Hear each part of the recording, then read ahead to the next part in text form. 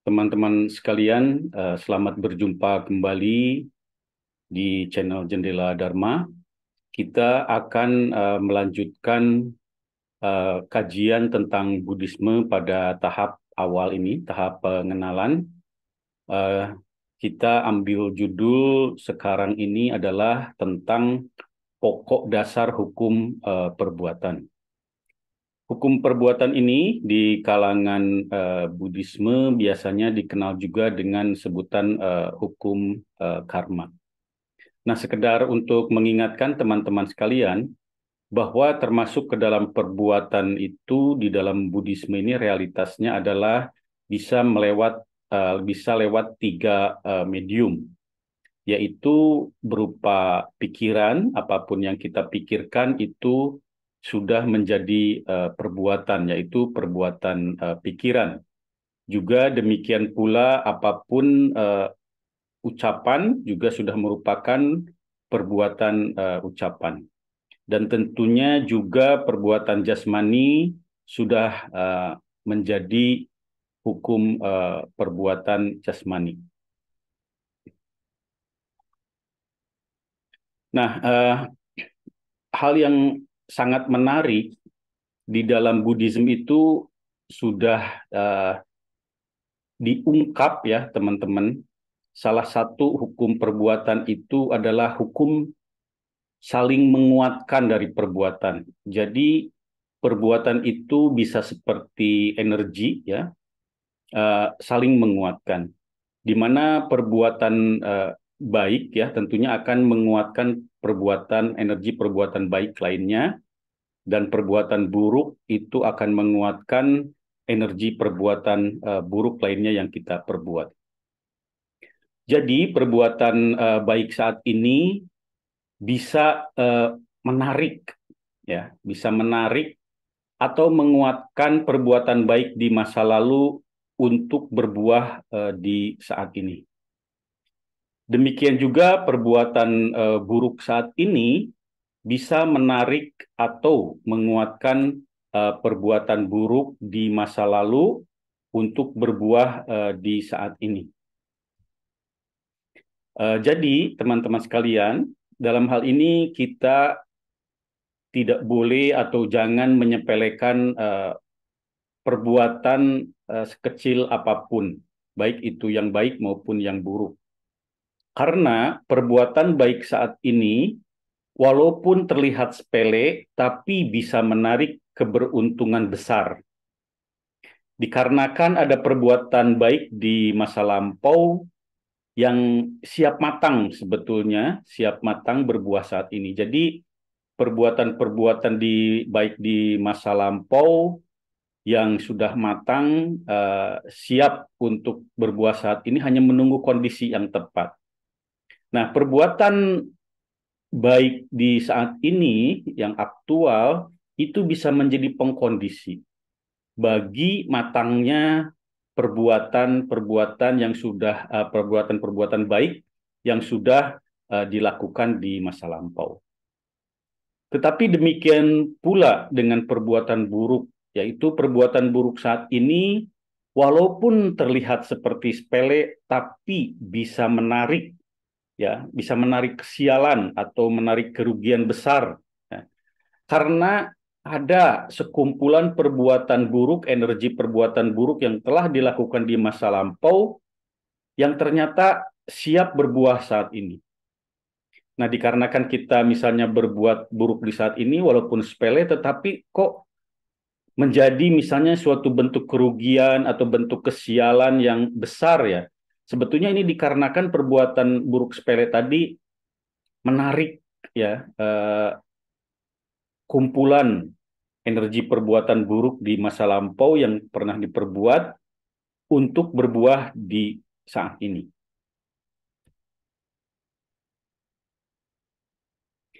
Nah, demikian pula teman-teman sekalian, hukum perbuatan lainnya itu tadi kalau sejenis itu saling menguatkan atau saling menarik.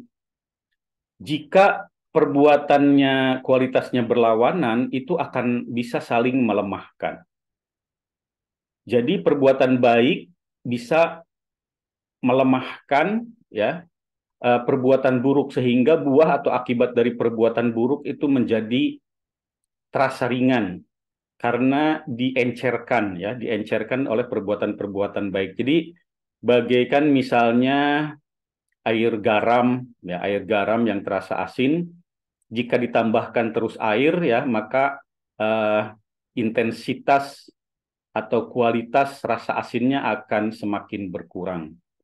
Nah, demikian juga perbuatan buruk yang siap matang, yang mau matang ya di saat ini, dikarenakan kita banyak berbuat baik, maka akibat dari perbuatan buruk tadi bisa melemah ya, dilemahkan oleh perbuatan baik.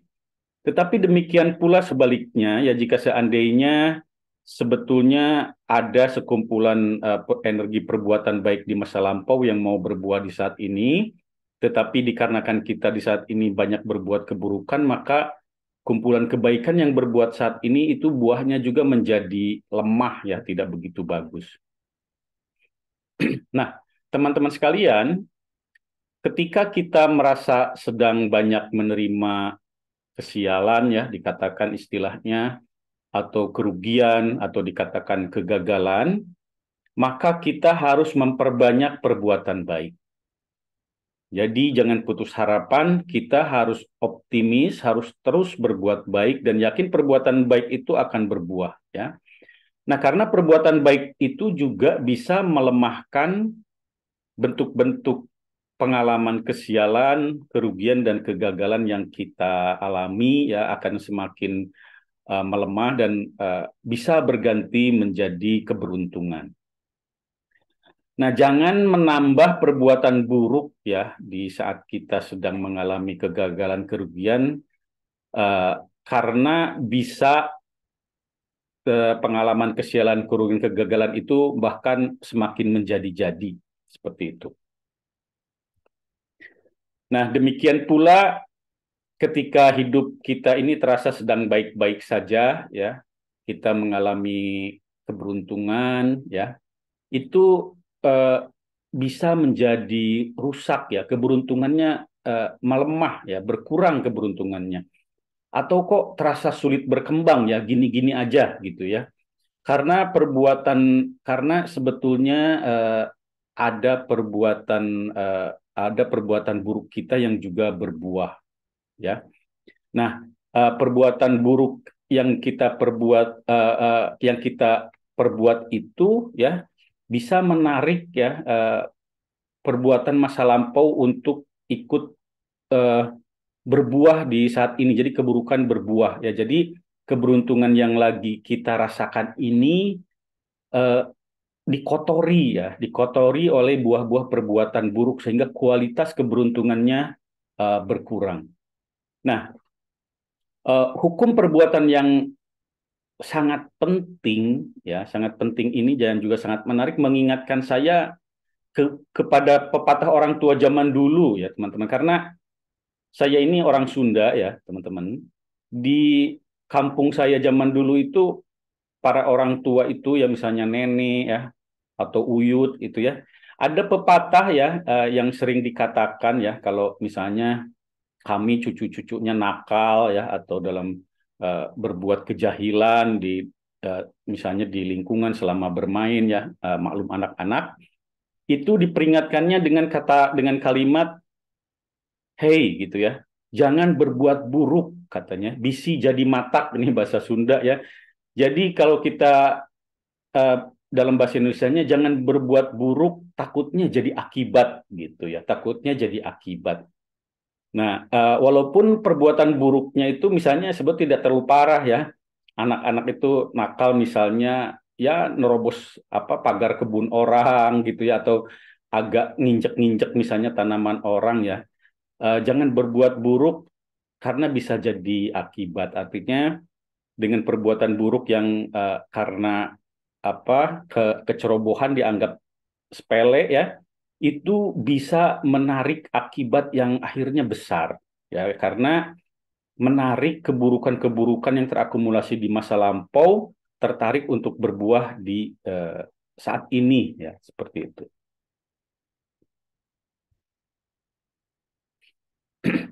Nah, ini dikarenakan kelahiran kembali ya sebetulnya. Nah, ini di Buddhism ini ada suatu prinsip kelahiran kembali. Jadi eh, kelahiran kembali ini telah berulang secara tidak terhingga. Ya, jadi di dalam Buddhism itu kehidupan yang sekarang ini bukan kehidupan yang pertama, bukan tiba-tiba yang pertama ya. Lalu cuma ada dua fase, misalnya setelah kehidupan ini, setelah kematian ada kehidupan berikutnya ya. Itu bukan seperti itu ya. Bukan seperti itu saja, tapi di dalam Buddhism itu kelahiran kembali itu telah berulang-ulang secara tidak terhingga berupa siklus. Artinya kita hidup saat ini ya dengan segala misalnya banyak keberuntungannya itu sebetulnya pahala ya, pahala dari kehidupan-kehidupan sebelumnya yang sudah kita alami yang mungkin tetapi tidak kita ingat ya.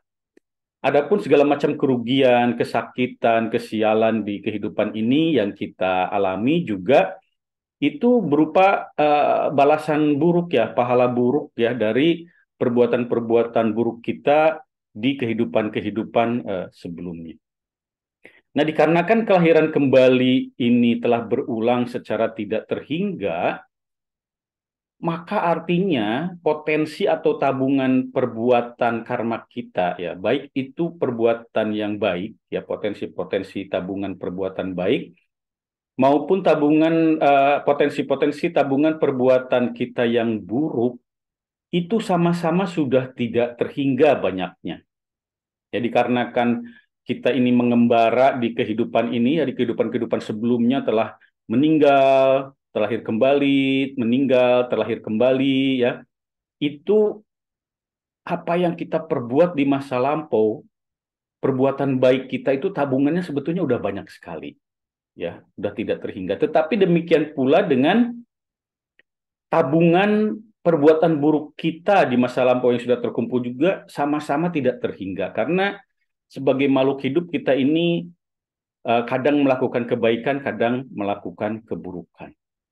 Nah, potensi atau tabungan perbuatan kita itu yang terakumulasi dari kelahiran kembali yang tidak terhingga itu, baik yang baiknya maupun yang buruknya itu sama-sama kayak ngintip ya, kayak rebutan ngintip untuk berbuah ya, berbuah menjadi suatu pengalaman di kehidupan saat ini ya, sesuai dengan kualitas perbuatan yang matang berbuah ya, yang baik maupun yang buruk itu saling semacam uh, berbalapan ya, ingin berbuah seperti itu. Jadi kita harus sangat waspada ya.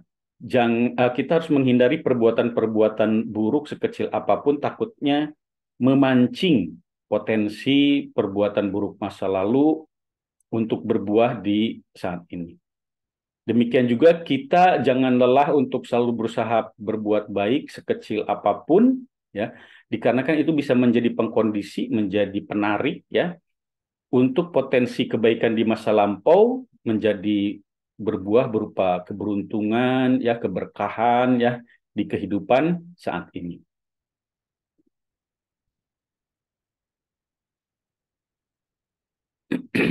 Nah, ada juga ini penting sekali teman-teman. Biasanya di masyarakat itu kalau bicara hukum karma ya, hukum perbuatan itu seolah-olah kalau orang yang melakukan suatu perbuatan buruk misalnya terutama eh, kalau bicara karma itu dipikir itu balasan perbuatan buruk saja padahal karma itu artinya perbuatan. Jadi bisa buruk, bisa baik. Nah, biasanya ada suatu pemahaman kalau kita melakukan suatu perbuatan buruk misalnya gitu ya.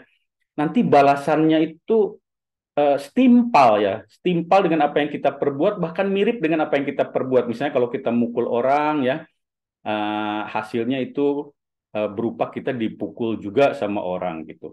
Nah, atau misalnya begini, ada dua orang, si A dan si B ya, itu melakukan perbuatan buruk yang sama, misalnya sama-sama mukulin orang dua-duanya si A si B ini. Nah, eh, dikira itu nanti buahnya akan sama ya, buahnya dirasakannya kualitasnya akan sama oleh A dan si B. Sayangnya tidak demikian. Jadi perbuatan yang sama yang diperbuat oleh orang yang berbeda belum tentu menghasilkan buah atau akibat yang sama ya dari segi kualitas, dari segi tipe akibatnya juga. Hal ini kenapa bukan jadi kok aneh gitu ya, perbuatannya sama, misalnya kok akibatnya berbeda. Ini dikarenakan teman-teman sekalian, ketika suatu buah perbuatan itu matang dan berbuah, itu kemungkinan besar yang berbuah itu bukan hanya hasil dari satu perbuatan itu saja, tetapi sudah bercampur juga dengan perbuatan-perbuatan lainnya. Jadi seperti tadi, ketika berbuat buruk, tetapi lalu kita juga banyak berbuat baik, ya, itu perbuatan buruk yang semestinya berbuah dalam bentuk kesakitan, ketidakberuntungan, ya, itu seakan-akan ya seperti diencerkan, ya. Akibatnya seperti diencerkan oleh perbuatan-perbuatan baik yang juga dalam periode yang sama atau berdekatan itu ikut berbuah, saat itu berbuah. Jadi bisa selang-seling ya, perbuatan baik berbuah, perbuatan buruk berbuah. Ya, nah itu hasilnya itu jadi hasil campuran ya. Buah yang dihasilkan itu campuran perbuatan baik dan perbuatan buruk seperti itu. Ya, jadi perbuatan buruk bisa diencerkan hasilnya tidak begitu menyakitkan karena perbuatan baik. Tapi tadi perbuatan baik juga hasilnya ya buahnya menjadi tidak begitu bagus karena dirusak oleh perbuatan-perbuatan uh, buruk. Kita bikin contoh ya teman-teman, contoh yang sering kita lihat seperti tampak ketidakadilan ya. Ketidakadilan di tengah-tengah sistem ya, sistem kehidupan kita atau sistem budaya atau sistem politik.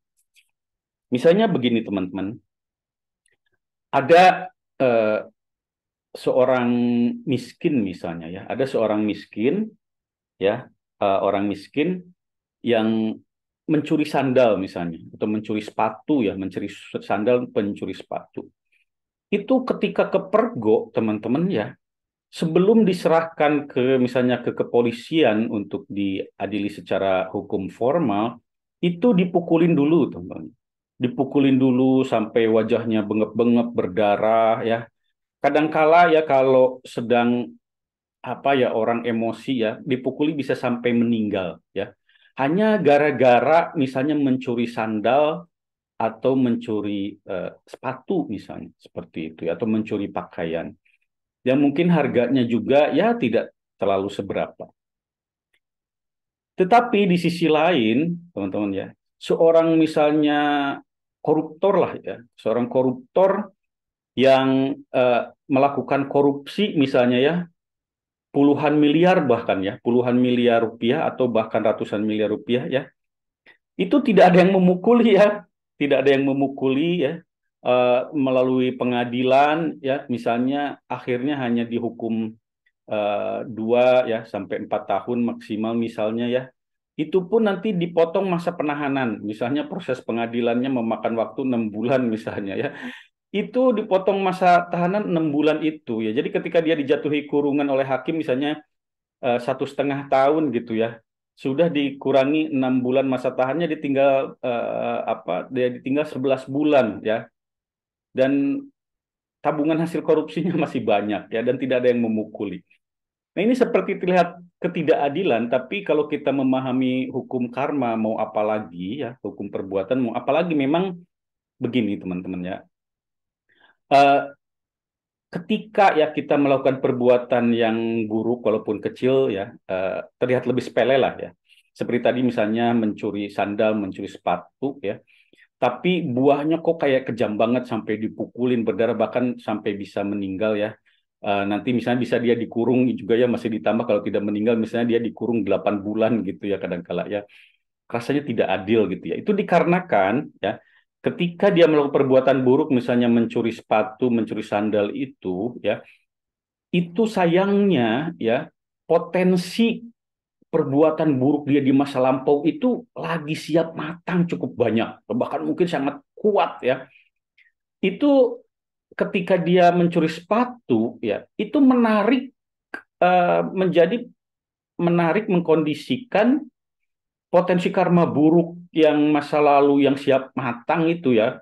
Bayangkan aja kalau saya sebutkan siap matang itu kayak awan mau hujan gitu ya. Warnanya udah gelap ya. Jadi itu udah mau hujan, bentar lagi awannya. Jadi bayangkan seperti itu ya. Potensi karma buruk ini udah siap berbuah gitu ya.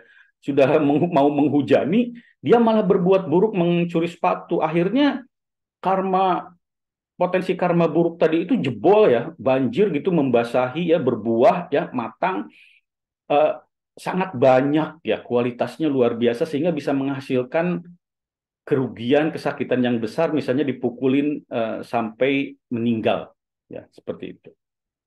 Nah, sedangkan tadi para koruptor tadi ya, walaupun terlihat tidak adil ya, tapi realitasnya bisa saja begini, teman-teman sekalian. Ketika dia uh, melakukan korupsi ya, misalnya 100 miliar, walaupun kita lihat itu dahsyat sekali ya 100 miliar merugikan negara gitu ya. Tapi mungkin kondisi saat itu ya, uh, itu perbuatan buruk dia, potensi perbuatan buruk di masa lampau dia itu ya, uh, sedikit atau tidak banyak yang siap berbuah. Justru yang sebetulnya siap berbuah itu yang baik-baik misalnya. Taruhlah potensi perbuatan baik dia di masa lampau itu sebetulnya lagi siap berbuah gitu ya. Yang buruknya sedikit, kebanyakan yang lagi siap berbuah itu yang baik-baiknya. Sebetulnya kalau si koruptor ini tidak korupsi ya, terus aja ya berusaha dengan baik, melakukan usaha dengan baik, kemungkinan kemungkinan besar akhirnya akan berhasil juga ya, mendapatkan keberuntungan yang besar karena kebaikan siap untuk matang. Tapi dia malah korupsi ya, malah korupsi, maka dia mendapatkan buah perbuatan buruknya berupa diadili di penjara, tetapi kok rasanya ringan gitu ya hukumannya, dikarenakan memang pahala-pahala buruknya itu tidak banyak yang siap berbuah. Jadi yang namanya potensi perbuatan ini ketika berbuah itu indeterministik ya, kita tidak bisa melihat potensi perbuatan mana yang siap berbuah, kita hanya harus hati-hati. Hanya seorang Buddha yang tercerahkan yang bisa melihat ya, yang bisa melihat potensi perbuatan seseorang ya, seorang makhluk ini seperti apa, apakah kebaikannya atau keburukannya yang banyak potensi siap berbuahnya. Seorang Buddha bisa lihat itu. Tapi kalau kita ya makhluk biasa ya, bukan Buddha, itu tidak bisa seperti itu. Nah, teman-teman, kalau tadi ya dalam hukum perbuatan itu saling menguatkan atau melemahkan. Bisa juga perbuatan yang kalau perbuatannya sangat kuat itu tidak hanya menguatkan atau melemahkan, tapi sampai memotong. Memotong ya. Jadi kalau memotong itu kayak menjadi beda jalur sampai 100 derajat. Yang tadinya sedang beruntung bisa 180 derajat, betul-betul jadi merugi. Ya, jadi merugi. Kalau melemahkan itu kan yang beruntung jadi keberuntungannya jadi sedikit atau berkurang.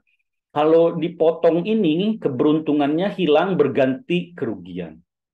Demikian juga kalau sedang merugi ya, sedang menikmati karma buruk berkepanjangan, lalu ada karma baik yang sangat kuat memotong, bisa berganti. Karma pahala buruknya itu terpotong berganti dengan pahala atau uh, buah ya, kebaikan yang beruntun ya, berubah. By the way, teman-teman, tadi saya banyak bilang pahala. Pahala itu sebetulnya dari bahasa Pali juga ya, pahala, pala ya. Artinya pala itu dalam bahasa Pali itu buah. Di Indonesia kan ini ada buah pala. Buah pala itu ya buahnya, buah pala itu buah juga artinya ya. Jadi pahala itu buah, buah dari perbuatan sebetulnya ya, pahala itu teman-teman sekalian. Nah, jadi tentang perbuatan yang bisa memotong ini, hidup yang sedang baik-baik saja itu bisa berubah 180 derajat menjadi sangat buruk ya, dikarenakan terpotong oleh perbuatan buruk yang kuat ya, berbuah, yang kuat berbuah. Jadi harus waspada bahwa perbuatan buruk yang kuat, yang berbuah ya, itu bisa benar-benar diperbuat memang di kehidupan ini ya, misalnya cukup kuat itu kan apa yang membunuh misalnya ya.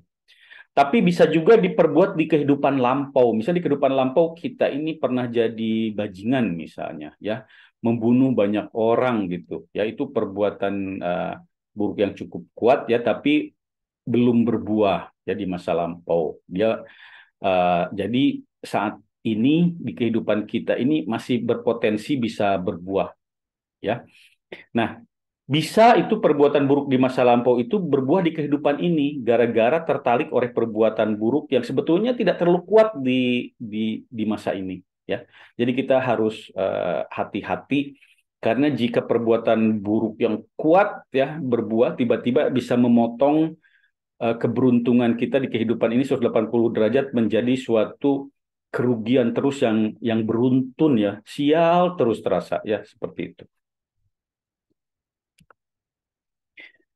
Nah, juga kebalikannya hidup yang sedang susah-susahnya ya, teman-teman bisa tiba-tiba berubah 180 derajat menjadi baik ya, penuh keberuntungan dikarenakan terpotong oleh perbuatan baik yang kuat ya dan matang pada saat ini. Nah, jadi dalam hal ini ya kita jangan patah harapan ya kalau kehidupan kita terasa sulit ya. Kita harus yakin terus berbuat baik karena bisa menarik perbuatan baik lain ya, potensi perbuatan baik yang lain yang kuat yang sebetulnya diperbuatnya di masa lampau menjadi berbuah pada masa kehidupan ini ya. Ya walaupun misalnya ini parah-parahnya ya kita sudah berusaha banyak berbuat baik tapi juga belum menarik keberuntungan ya. Mana sih potensi perbuatan lampau saya yang baik itu kok enggak berbuah-buah, enggak ketarik-ketarik misalnya aku kurang kuat ya.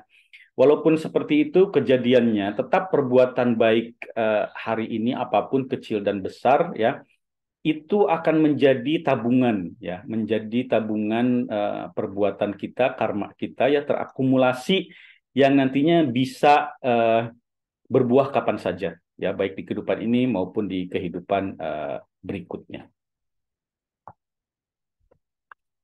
Nah, untuk lebih memberikan inspirasi ya, ini saya membuat suatu bagan ya abstraksi. Nah, ini teman-teman sekalian, kita asumsikan ya, ini hanya suatu alat bantu ya, jadi jangan dipikir persis seperti ini nih ya, potensi perbuatan ini ya, saya gambarkan seperti ini ya. Eh, ini hanya alat bantu agar kita punya abstraksi ya, kita menjadi lebih terinspirasi ya dari kalau hanya sekedar kata-kata. Jadi eh, ini ada bulatan-bulatan biru ya di tabungan potensi perbuatan seperti awan ini ya. Yang biru ini kita asumsikan ya, yang biru ini kita permisalkan sebagai potensi perbuatan baik yang biru ini ya. Jadi akumulasi perbuatan baik yang pernah kita perbuat di kehidupan-kehidupan lampau juga kehidupan saat ini.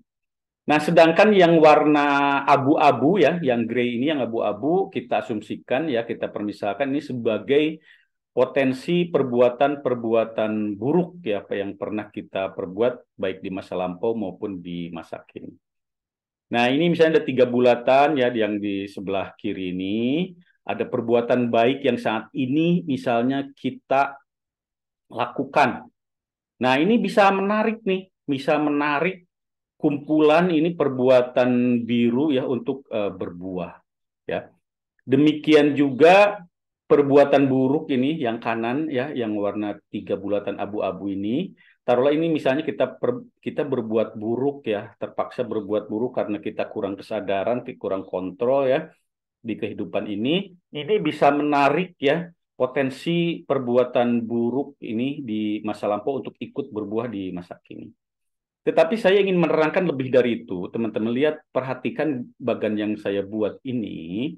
Ini rangkaian kebaikan yang biru ini, potensi ini lagi di bagian bawah dan cukup padat. Ya, bulatannya saling tumpang tindih ini ya. Saling tumpang tindih ini untuk menggambarkan ini potensinya lagi cukup kuat bergumpal di bawah bagaikan tadi ya awan yang udah siap hujan ya. Artinya ini perbuatan baik ini yang sedang potensi perbuatan baik yang sedang mendominasi ya. Nah, hal-hal seperti ini, kalau kita rajin berbuat baik, jadi gampang berbuah. Keberuntungan bisa terus beruntun, ya berbuah. Nah, kalau potensi perbuatan baik ini lagi kental seperti ini, lalu kita misal berbuat buruk, ya. Nah, perbuatan buruknya ini bisa tidak, kok orang berbuat buruk itu kok tidak ada balasannya kelihatannya, kok tidak ada balasannya, dia hidupnya tetap senang. Nah, kemungkinan ini lagi menggumpal yang siap untuk berbuah itu yang baik-baiknya. Yang potensi perbuatan buruk di masa lampaunya terhalang nih, ya. Walaupun sudah ditarik nih oleh perbuatan buruk saat ini, ya, itu belum belum mau berbuah, ya. Belum mau berbuah si potensi-potensi perbuatan buruknya karena terhalang oleh kekuatan potensi perbuatan baik yang lebih siap untuk berbuah di bawah. Itu bisa seperti itu.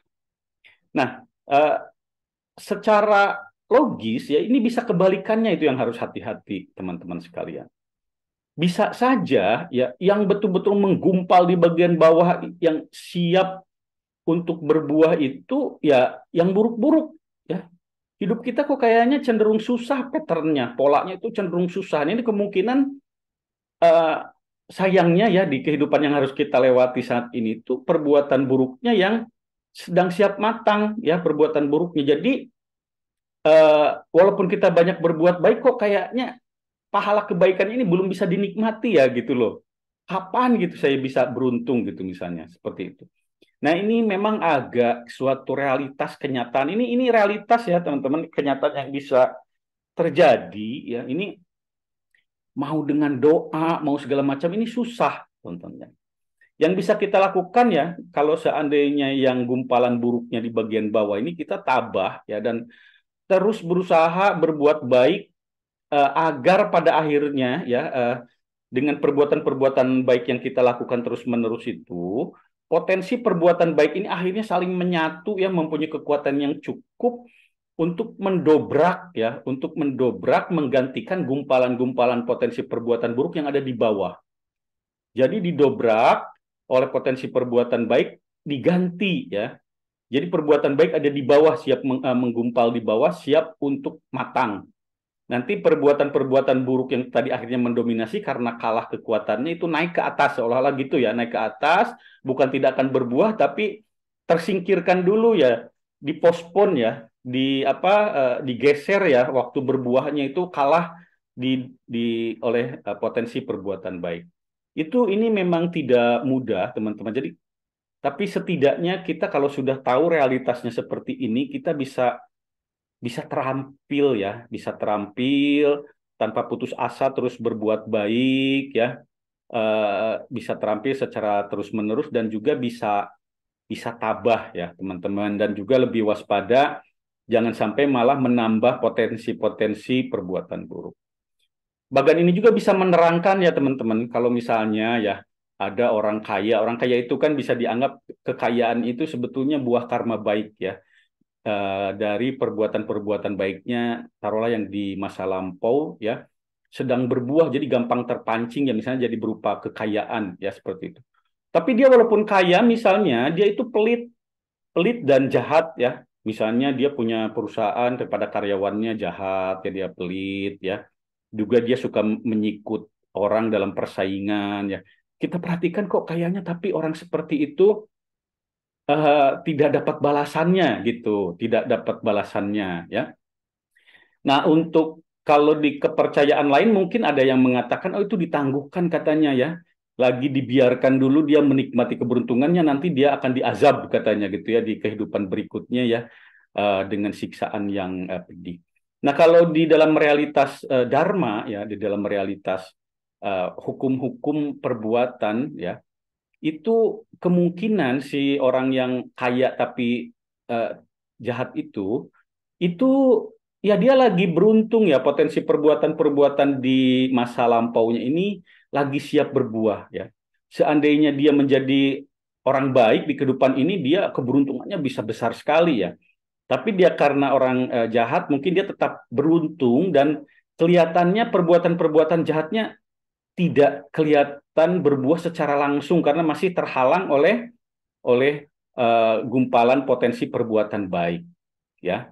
Nah, tapi apapun yang dilakukan oleh dia, ya perbuatan-perbuatan buruk dan jahat itu akan menambah tabungan perbuatan buruknya. Nanti pada suatu fase kehidupan-kehidupan pada yang akan datang, misalnya, ya bisa berganti ya karena semakin berat gumpalan potensi perbuatan buruknya pindah ke bawah dan itu beruntun terus nanti eh, berbuah. Dan harus hati-hati teman-teman ya, gumpalan-gumpalan potensi perbuatan mau baik mau buruk ini itu bisa bertahan lintas beberapa kehidupan. Jadi bukan untuk kehidupan ini aja, misalnya gumpalan baik ini lagi potensinya lagi kuat, ini bukan untuk satu kehidupan, bisa saja untuk 10 atau 100 kehidupan ke depan ya. Itu masih mendominasi ya. Apalagi kalau dia misalnya ini gumpalan baik terus juga berbuat baik jadi tambah kuat dan bertahan dalam waktu yang cukup lama. Ya, seperti itu. Yang ditakutkan itu juga adalah perbuatan buruk kalau lagi menggumpal, teman-teman. Ya ini sayangnya, ya itulah yang menakutkannya ya hukum perbuatan realitasnya seperti itu. Itu bisa lintas ke beberapa kehidupan, 10 kehidupan, ya sial terus hidupnya misalnya 100 kehidupan bahkan misal ya.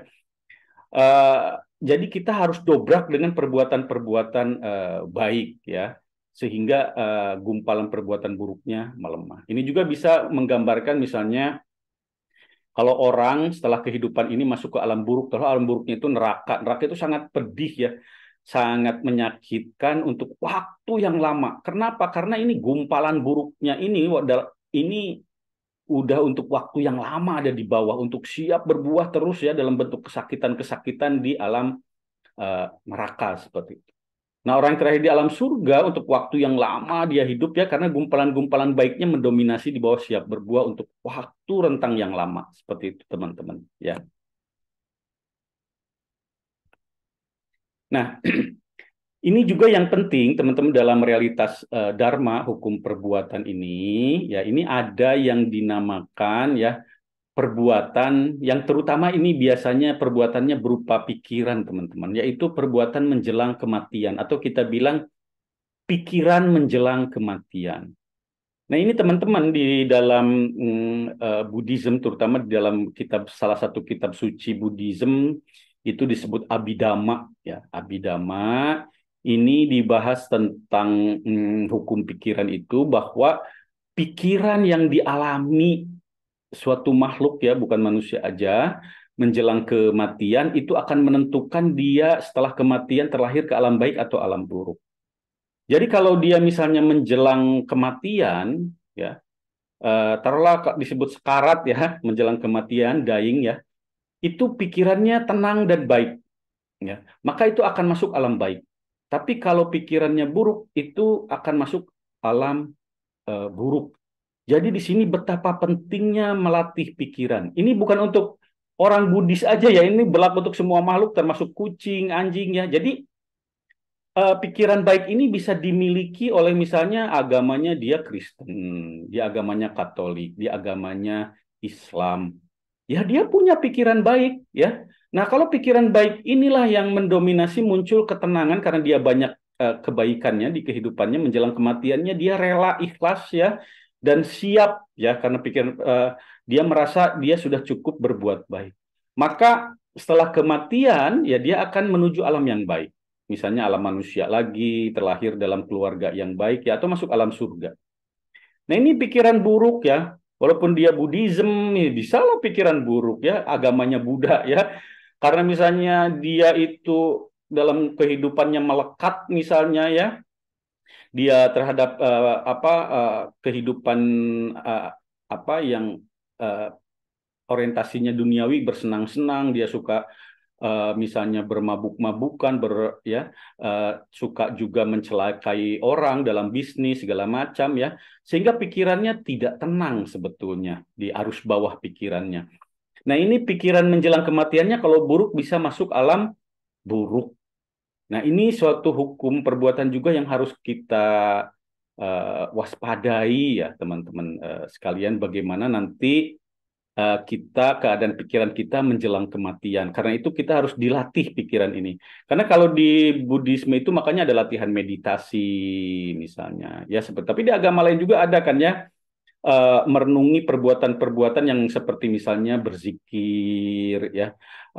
Itu pokoknya suatu latihan untuk pikiran menjadi tenang, untuk meredam atau menghilangkan nafsu-nafsu, uh, keinginan, kepemilikan misalnya, atau kemarahan-kemarahan, ya. Itu artinya baik. Apapun pikiran yang dilatih ya untuk meredam atau menyingkirkan pikiran-pikiran nafsu, ya, keserakahan-keserakahan, ya, misalnya berupa cita-citanya itu pokoknya numpuk harta, kepemilikan, ya, atau pikiran-pikiran yang dilatih untuk meredam atau menghilangkan kebenciannya.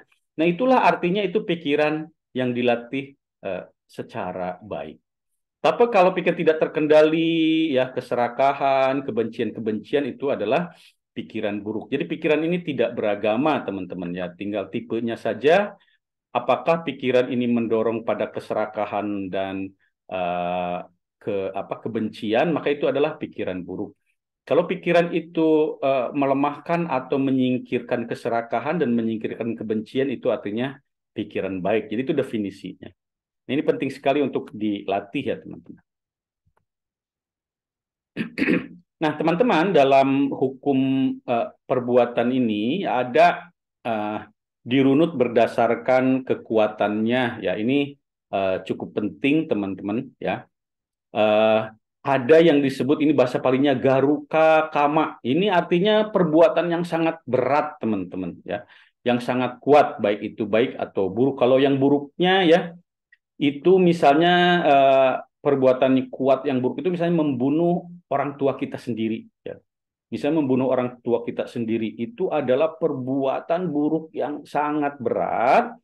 Ini nanti berbuahnya akan kontan, teman-teman. Ini menjadi karma pemotong. Jadi garuka karma ini berlaku menjadi karma pemotong yang tadi, ya. Jadi walaupun kita banyak kebaikannya juga di sisi lain, ya, atau di kehidupan yang lainnya juga banyak kebaikan, tapi karena misalnya kita kehilangan kewarasan, ya, di kehidupan ini, ya, membunuh orang tua sendiri, ya, maka semua kebaikan itu bukan terhapus, ya, tapi akan terpental dan akan sangat lama nanti menunggu waktu berbuahnya, terpotong oleh perbuatan buruk yang sangat kuat tadi, dan akan langsung berbuah di kehidupan ini juga, ya, berupa misalnya bisa jadi gila dia orangnya, ya, atau bisa mendapat berbagai kerugian, ya, dan di kehidupan berikutnya setelah kematian ini akan masuk neraka, ya, artinya masuk alam yang sangat menyakitkan. Kalau perbuatan baik yang berat, yang sangat kuat, yang berupa garuka, ya, perbuatan yang garuka yang sangat kuat, ada, ya, yaitu kalau di Buddhism ini ada suatu tipe meditasi tingkat luhur, ya, yang disebut meditasi tingkat jana, yang tidak akan kita banyak bahas dulu saat ini, ya, tapi itu ada kalau dan bisa dilatih siapapun, ya. Itu nanti, ya, kalau meninggal akan terlahir disebutnya di alam Brahma, yaitu alam-alam yang penuh ketenangan, tidak ada nafsu-nafsu indrawi, ya. Mungkin kalau di agama lain disebut nanti dia jadi makhluk yang meditatif dan kerjaannya hanya ibadah, ya, di alam sana, ya, di alam yang berikutnya. Itu tidak akan kita bahas dulu, ya, karena itu nanti di bahasan tingkat lanjut. Nah, ada juga, ya, perbuatan itu namanya asanya, perbuatan asanya kama, ya. Yaitu perbuatan ini cukup kuat, ya, walaupun bukan garuka, ya, tapi cukup kuat, ya. Dan karena cukup kuat, ini bisa menghantui pikiran kita.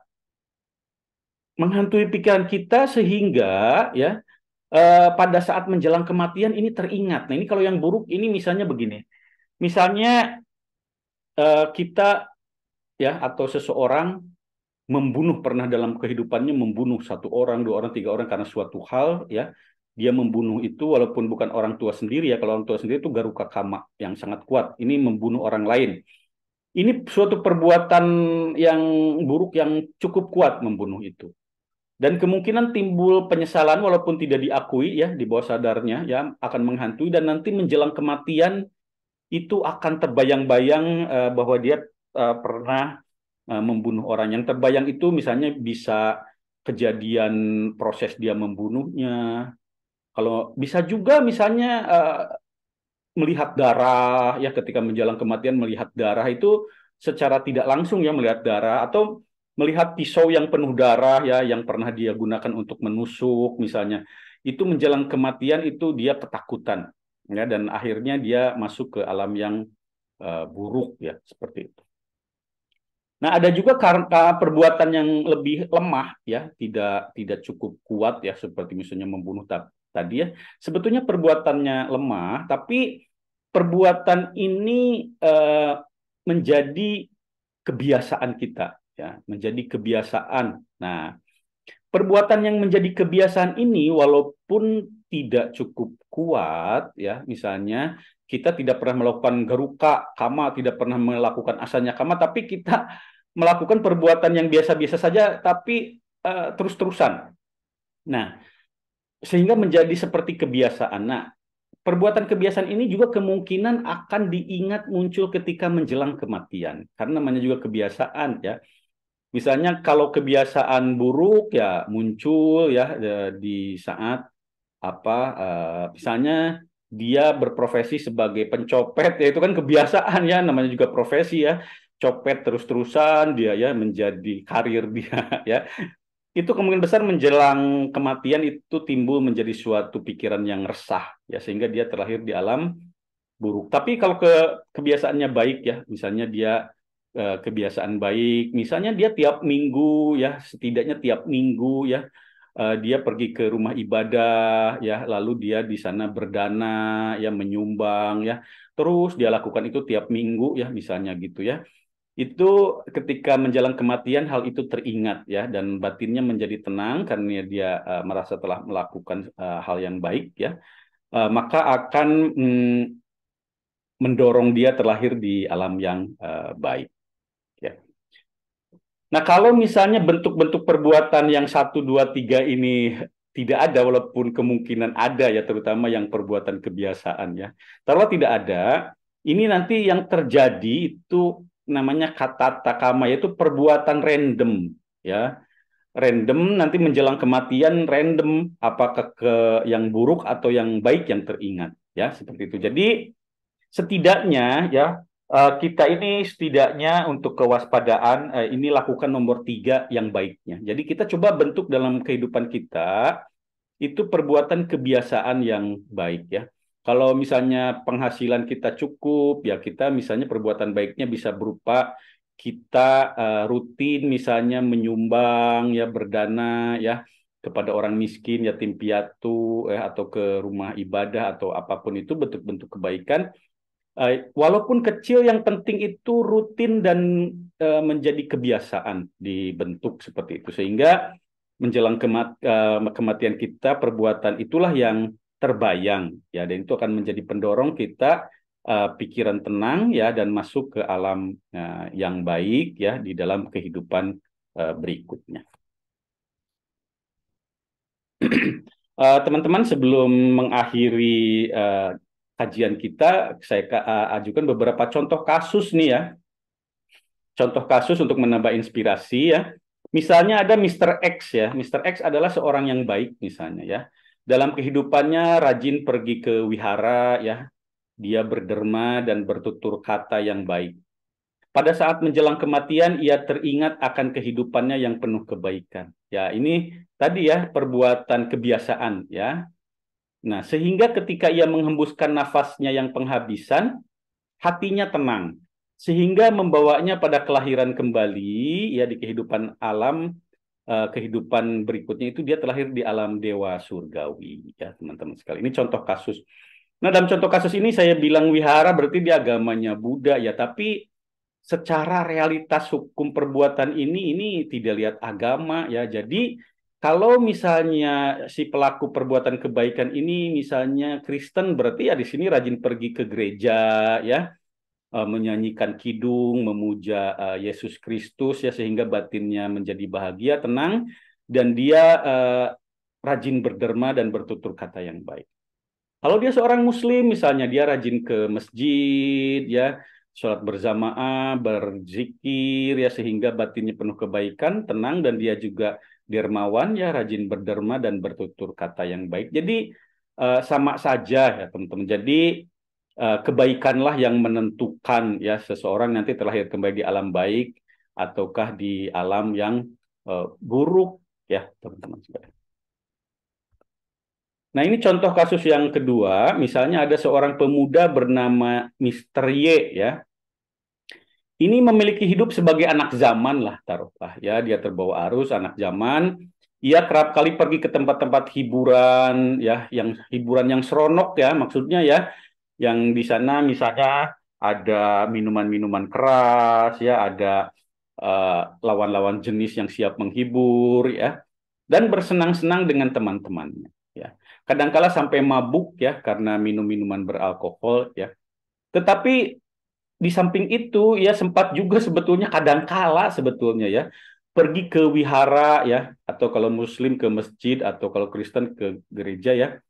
Wah ini tampaknya contohnya ini kalau selorohnya ya mungkin ini Mister Y ini dunia akhirat ya. Jadi dunianya dia berhura-hura tapi masih, kalau dibilang orang umumnya akhiratnya masih ada ya. Dia kadang ikutlah ya ke wihara ya dan mengikuti kebaktian ya, tradisi-tradisi upacara peribadahan ya, mendengarkan Dhamma Desana. Yang Dhamma Desana ini semacam ceramah-ceramah tentang kebaikan ya. Nah, menjelang kematiannya sebetulnya nanti pas menjelang kematiannya ia merasa gelisah sebetulnya ya. Mengingat selama hidup ia sering berhura-hura ya.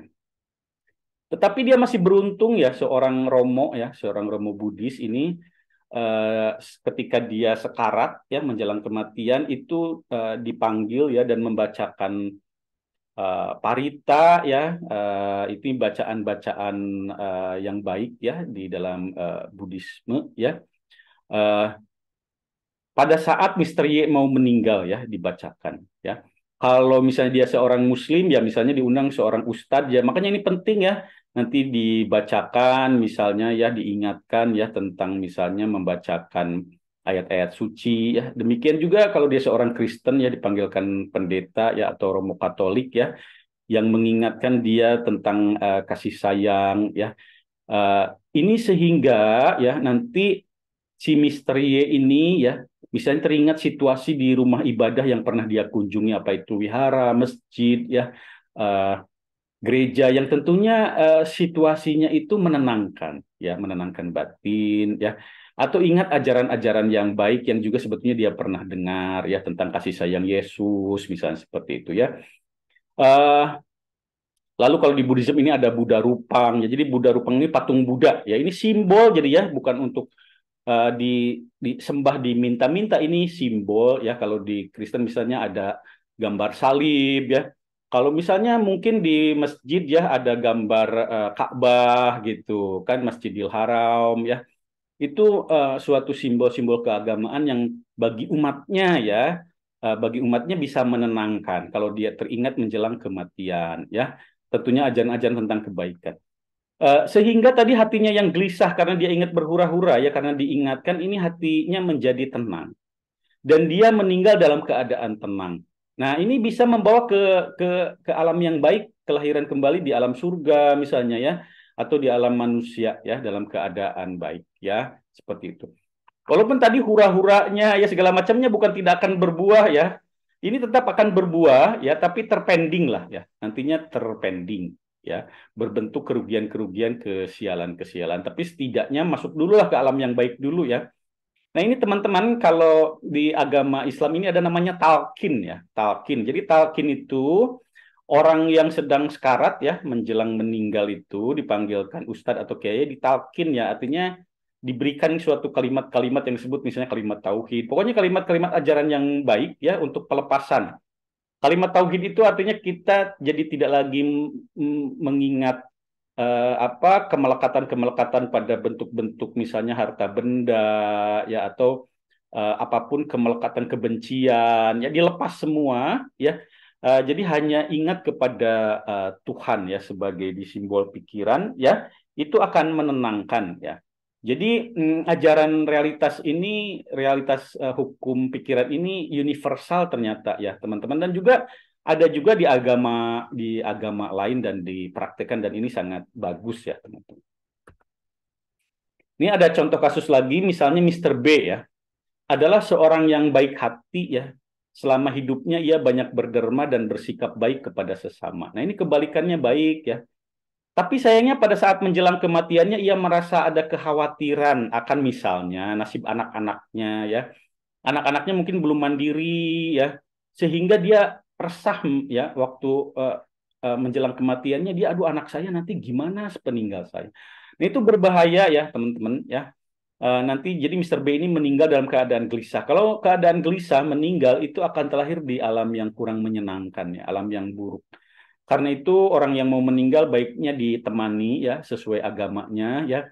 Tadi ya diingatkan ditalkin ya kalau bahasa Arabnya ditalkin diingatkan akan ajaran-ajaran yang baik ya.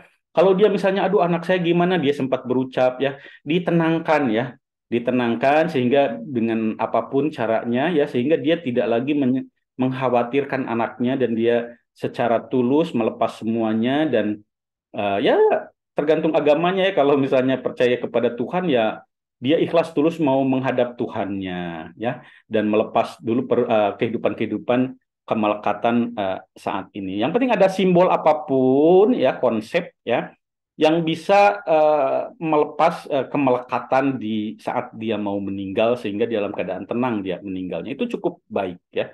Kalau itu tidak terjadi keresahan hanya mengingat kepada anak yang akan ditinggalkan saja itu bisa berakibat dia terlahir di alam berikutnya di alam yang kurang baik ya, di alam yang tidak menyenangkan. Baik teman-teman sekalian ya, jadi itu walaupun sebetulnya itu baru sekelumit ya tentang pokok dasar hukum-hukum perbuatan, tapi sudah cukup menarik ya dan mudah-mudahan bisa menjadi teringat setelah diingat ya kita renungi dan mendorong kita untuk waspada menjaga kesadaran sehingga perbuatan-perbuatan kita terjaga ya dari perbuatan yang buruk ya. Baik teman-teman, sampai jumpa lagi ya dalam kajian Buddhisme di episode video berikutnya. Terima kasih.